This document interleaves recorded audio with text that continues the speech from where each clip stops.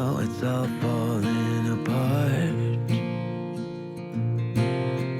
Right now you don't know where to start. Right now the walls are caving in. Right now you don't know where to begin.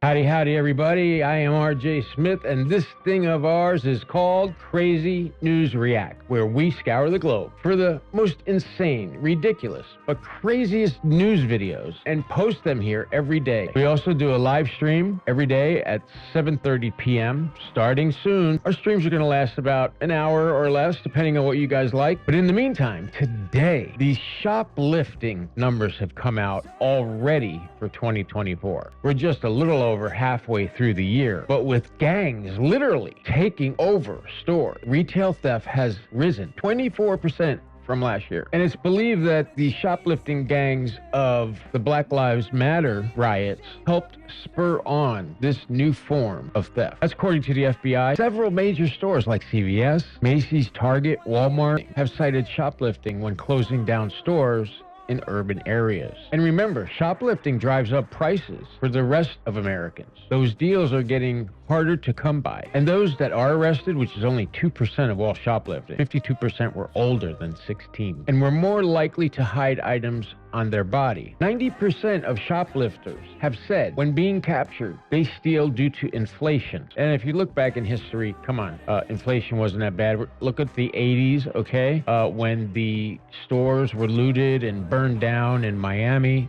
You have the same thing that went on in Chicago, New York, California. I don't think they can really blame inflation. Although, you know, they got to say something, right? The days of five-finger discounting is over. Now they just go in and barge through the store in crowds, just like this story. If this is your first time here, welcome aboard. I'm glad to have you. Hey, why don't you hit the like button right now, because you're going to love it. Subscribe, but the most important thing here is the like button and the notification bell, and so you get notified every day when our videos come out. Otherwise, YouTube won't let you know that there's a new video. It's so silly. And for our returning subscribers, you know the deal. Woo-hoo, party time. Yeah, I wish I could play like a YMCA.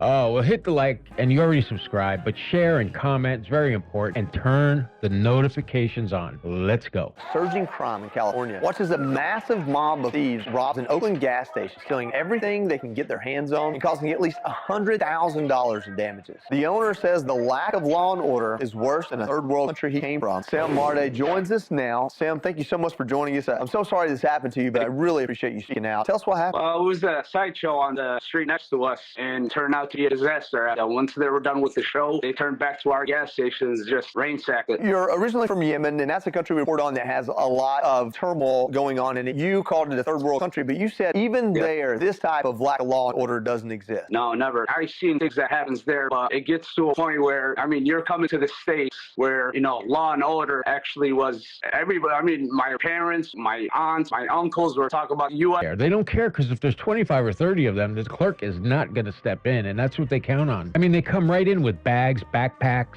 carts, and fill them right up. No worries. It's like a flash mob for shoplifting.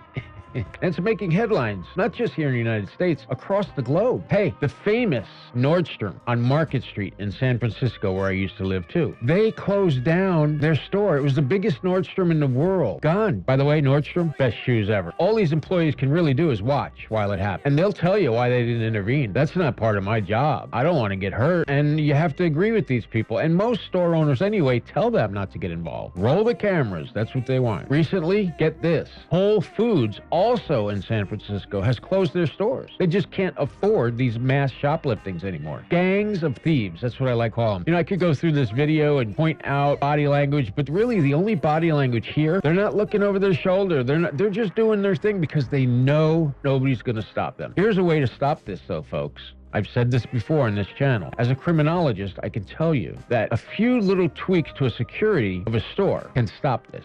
For instance, magnetic locking doors. Now, a lot of stores have gone into this. Basically, when these mobs come in, the clerk can press a button that will magnetically lock the doors. The windows are plexiglass, can't be broken. So you do that really quick, and guess what? Nobody can get out. The police arrive. Everybody goes to jail. However, the problem is they are so brazen, they will threaten the lives of the people who work in the store to open that door. So I think the workers need to be protected, but you can't really do that, can you? In like a Walgreens supermarket like Albertsons, or on the East Coast, Publix, or even Winn-Dixie. You can't hide the employees behind plexiglass like they do in banks and some convenience stores. But let's go on and see how this went down. You know, tell us, how long have you owned and operated this store? I mean, being an entrepreneur is the American dream, and here it is being taken away from you. And tell us what the repercussions of this are for your life. We've been building it for the last 10 months. We have the gas station since August. For the first year, you got to build a gas station because it's been closed for the last year before that. So to build that customer base, it takes time. And then for the last 10 months, we've been doing it. And in a matter of 45 minutes, everything's destroyed. What has been the response from police, local city leaders? What is it that you want to say to them, or what have they done for you in the wake of this? Well, there is no response. Yeah, we have a meeting on Wednesday with the chief of police of Oakland. Till this moment, we have no response from them, not even an apology, or not even had the courtesy to show up. Even I would understand if they came in an hour, 2 hours later, but not until 2:30. That's the time they showed up. That's unacceptable, I mean, to anybody. Yeah, I think the policies of the city obviously need change. People like you deserve to be safe and to live the American dream. Sam, thank you so much for joining us, and I hope that whatever comes from this is something positive for you. Now, without getting political, many people out in the world, mostly conservatives, argue the problem has gotten worse due to liberal criminal justice policies,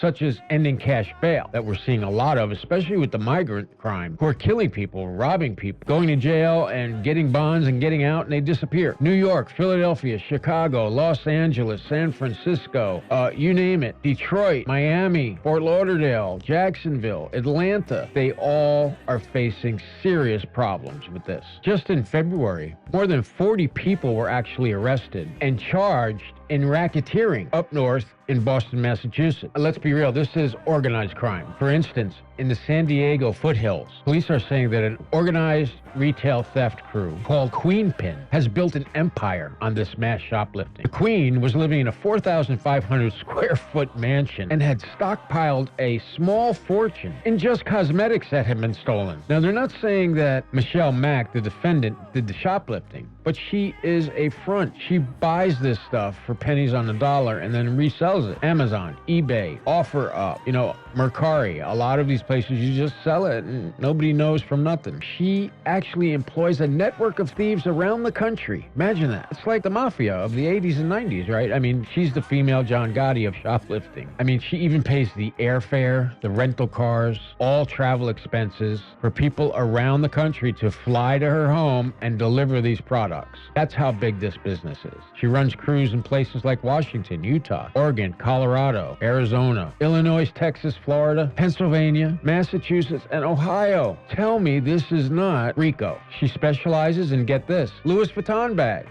This is a high-end theft ring. Either way it goes, folks, as long as this continues, prices will continue to go up and retailers will continue to close. A solution? Added security measures, although expensive, can stop a lot of this. I'm RJ Smith. Please hit the like, the subscribe, share, and comment. The most important, notifications. They have to be turned on so that every time I post a video, YouTube will notify you. Otherwise, we're screwed. You never get notified. So have a good day. On behalf of me and Ryan, we're going to be very happy to see you in live streams very soon. We did have it scheduled for Friday, and then we moved it to September 1st. Stay tuned. All right, folks. We'll see you right back here tomorrow.